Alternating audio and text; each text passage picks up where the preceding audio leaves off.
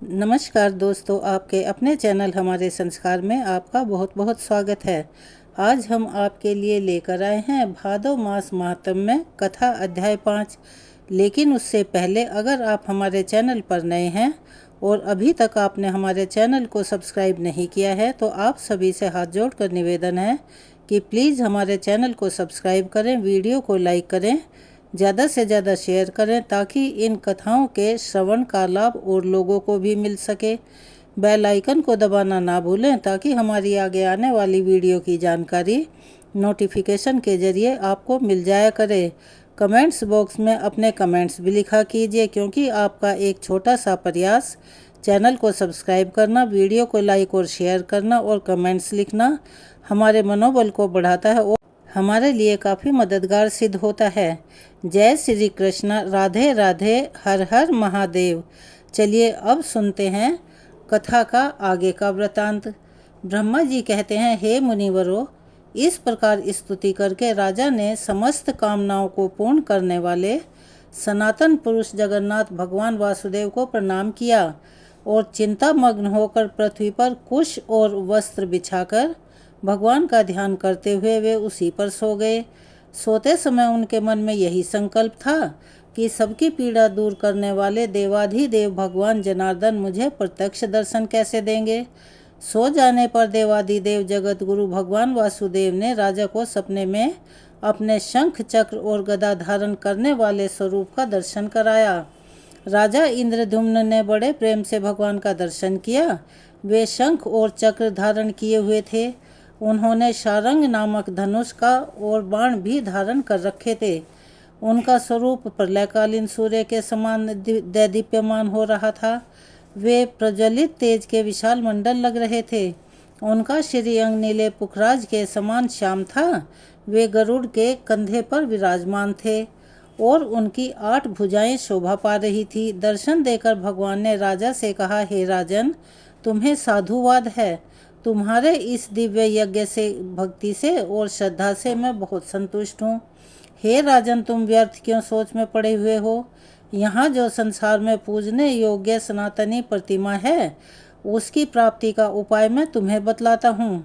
आज की रात बीतने पर निर्मल प्रभात में अर्थात सुबह के समय जब सूर्योदय हो उस समय अनेक प्रकार के वृक्षों से सुशोभित समुद्र के जल प्रांत में जहाँ तरंगों से प्रेरित महान जल की राशि दिखाई देती है वहीं एक बहुत बड़ा वृक्ष खड़ा है जिसका कुछ भाग तो जल में है और कुछ धरती में है।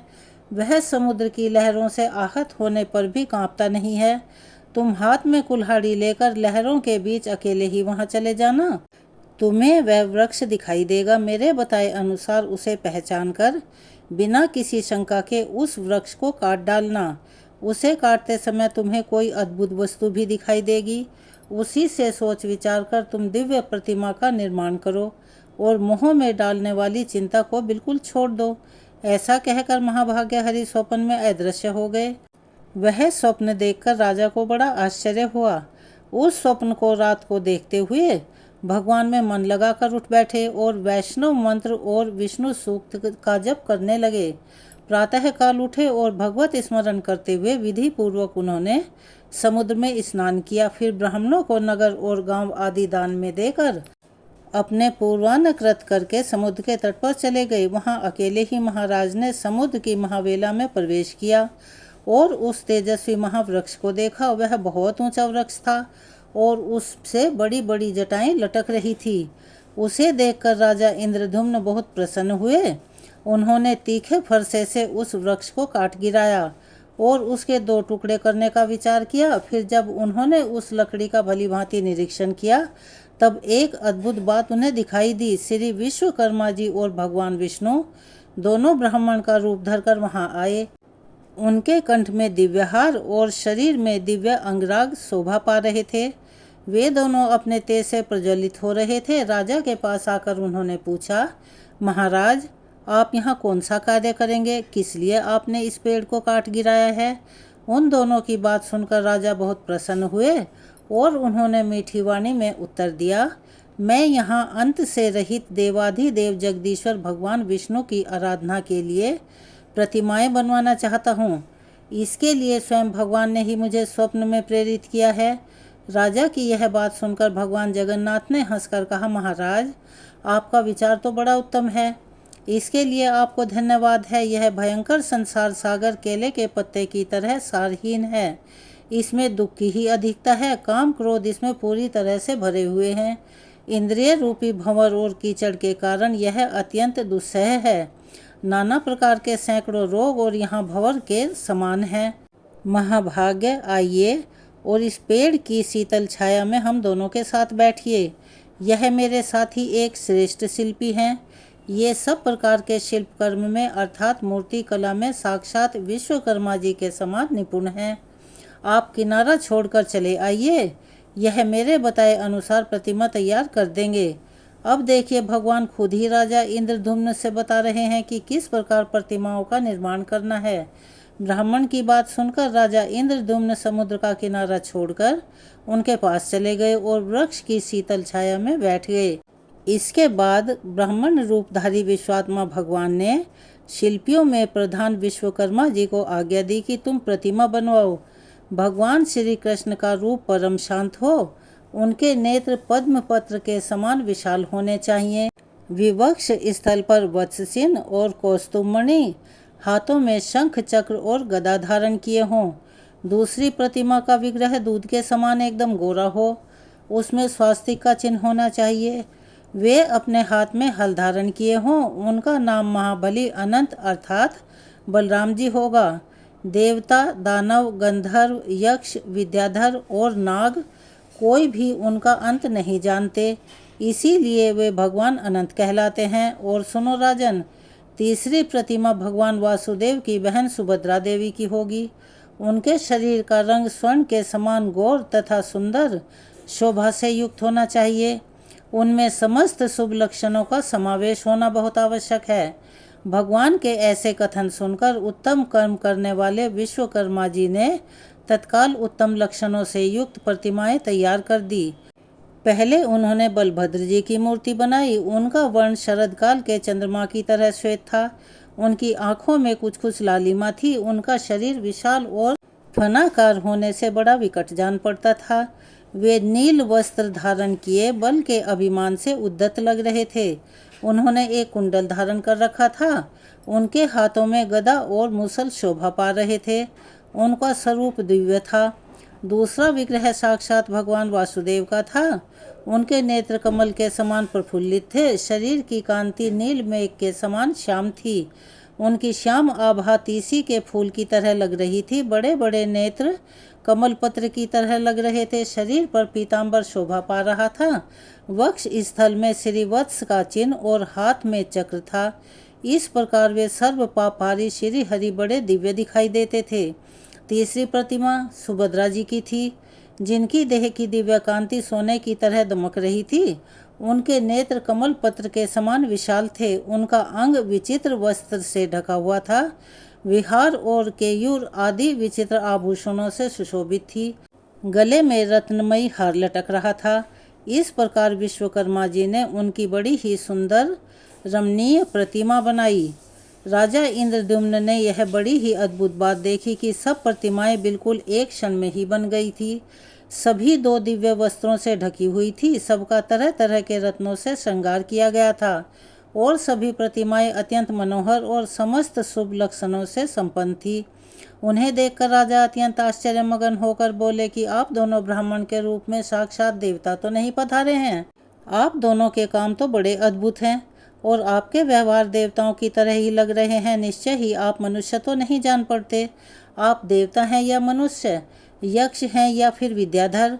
आप कहीं ब्रह्मा जी और विष्णु जी तो नहीं हैं। दोनों अश्विनी कुमार तो नहीं हैं। आप मायामयी रूप से स्थित हैं। इसीलिए आपके यथार्थ स्वरूप को तो मैं नहीं जानता। अब आप ही दोनों की शरण में आया हूँ। मेरे सामने अब अपने वास्तविक रूप को प्रकट कीजिए।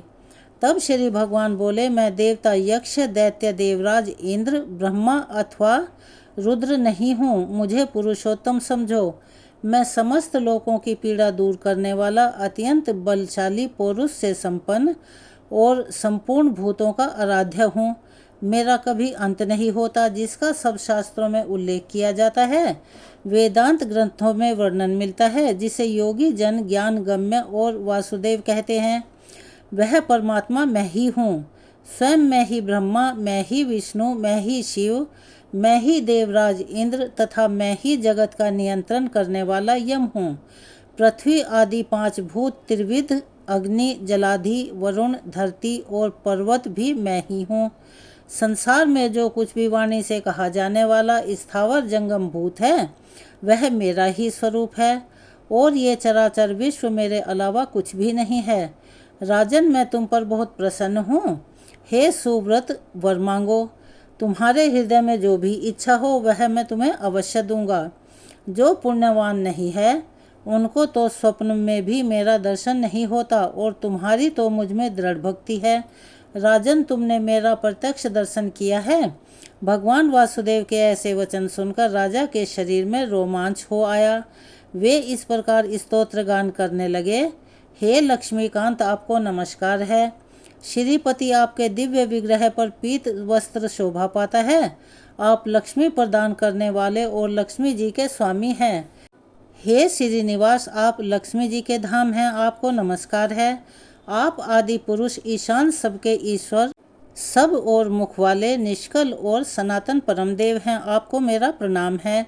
आप शब्द और गुणों से अतीत, भाव और अव से रहित, निर्लेप, निर्गुण, सूक्ष्म, सर्वज्ञ तथा सबके रक्षक हैं। आपका स्वरूप वर्षा काल के मेघ के समान श्याम है। आप गौ और ब्राह्मणों के हित में सदा संलग्न रहते हैं, सबकी रक्षा करते हैं। आप शंख, चक्र, गदा और मूसल धारण करने वाले देवता हैं। आपके श्री अंगों की सुषमा नील कमल दल के समान श्याम है। आप क्षीर सागर के भीतर शेष नाग की सैया पर शयन करने वाले हैं। आप देव देवेश्वर, वरदाता, व्यापक, सर्वलोकेश्वर, मोक्ष के साधक तथा अविनाशी भगवान विष्णु हैं। आपको पुनः मेरा प्रणाम है। इस प्रकार भगवान की स्तुति करके राजा ने हाथ जोड़कर प्रणाम किया और धरती पर मस्तक टेक कर कहा, नाथ, अगर आप मुझ पर प्रसन्न हैं तो मैं यह उत्तम वर मांगता हूँ। देवता, असुर, गंधर्व, यक्ष, राक्षस, किन्नर, महान सिद्ध गायक, विद्वान, सन्यासी, योगी, वेद तत्व का विचार करने वाले या अन्यान्य मोक्ष मार्ग के ज्ञाता, मनुष्य पुरुष जिस निर्गुण, निर्मल और शांत परम पद का ध्यान करते हैं, उस परम दुर्लभ पद को मैं आपकी कृपा से प्राप्त करना चाहता हूँ। श्री भगवान बोले, राजन, तुम्हारा कल्याण हो। सब कुछ तुम्हारी इच्छा के अनुसार ही होगा। मेरी कृपा से तुम्हें तुम्हारी मनोवांछित वस्तु अवश्य ही प्राप्त होगी। राजन, तुम 10,900 वर्षों तक अपने अखंड साम्राज्य का उपभोग करो। इसके बाद उस दिव्य पद को प्राप्त होगे जो देवता और असुरों के लिए भी दुर्लभ है, जिसे पाकर सब मनोरथ पूर्ण हो जाते हैं, जो शांत, गूढ़, अव्यक्त, अव्यय, पर से भी परे, सूक्ष्म, निर्लेप, निष्कल, ध्रुव, चिंता और शोक से मुक्त तथा कार्य और कारण से वर्जित गय नामक परम पद है, उसका तुम्हें साक्षात्कार कराऊंगा। उस परमानंदमय पद को पाकर तुम परम पद अर्थात मोक्ष को प्राप्त हो जाओगे। राजन, इस पृथ्वी पर जब तक बादल पानी बरसाते रहेंगे तब तक आकाश, चंद्रमा, सूर्य और तारे दिखते रहेंगे। तब तक 7 समुद्र और मेरु आदि पर्वत मौजूद रहेंगे। जब तक देवलोक में देवताओं की सत्ता बनी रहेगी तब तक इस भूलोक पर चारों ओर तुम्हारी अक्षय कीर्ति छाई रहेगी। तुम्हारे यज्ञांश से प्रकट होने वाला तालाब इंद्रधुम्न सरोवर के नाम से प्रसिद्ध तीर्थ होगा, जिसमें एक बार स्नान करके भी मनुष्य इंद्रलोक को प्राप्त कर सकते हैं। जो इस सरोवर के सुंदर तट पर पिंडदान करेगा वह अपने 21 पीढ़ियों का उद्धार करके इंद्रलोक को चला जाएगा। वहाँ विमान पर बैठकर अप्सराओं से पूजित होकर गंधर्व के गीत सुनता हुआ 14 इंद्र की आयु पर्यंत निवास करेगा।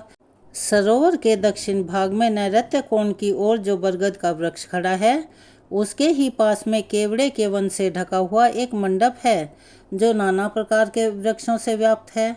आषाढ़ के शुक्ल पक्ष की पंचमी को महान नक्षत्र में हमारी इन प्रतिमा को ले जाकर लोग 7 दिनों तक मंडप में स्थापित रखें। उस समय बड़ा उत्सव होगा। सोने के दंड लगे हुए चमर तथा रत्न भूषित व्यंजनों द्वारा सब लोग हमें हवा करेंगे। इस प्रकार मंगल पाठ द्वारा हमारी स्थापना होगी। ब्रह्मचारी, सन्यासी, स्नातक, वानप्रस्थ, गृहस्थ, सिद्ध तथा अन्य ब्राह्मण नाना प्रकार के पदों वाले स्तोत्रों से ऋग, यजु और सामवेद की ध्वनि से बलराम और श्री कृष्ण की स्तुति करेंगे। उस समय जो मनुष्य भक्ति पूर्वक मेरी स्तुति, दर्शन अथवा नमन करेगा वह श्री हरि के शुभ धाम में विराजेगा।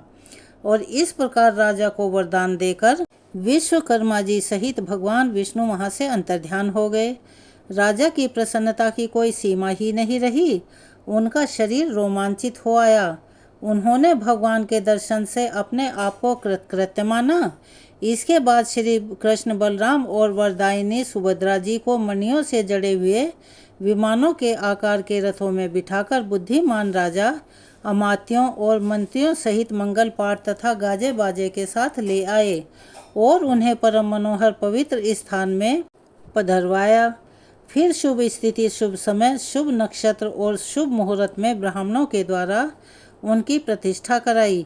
उत्तम प्रासाद अर्थात महल में वेदोक्त विधि पूर्वक प्रतिष्ठा करके उन सब विग्रह को स्थापित किया। फिर तरह तरह के सुगंधित पुष्पों से विधिवत पूजन करके स्वर्ण, मणि, मोती और तरह तरह के सुंदर वस्त्र अर्पित किए।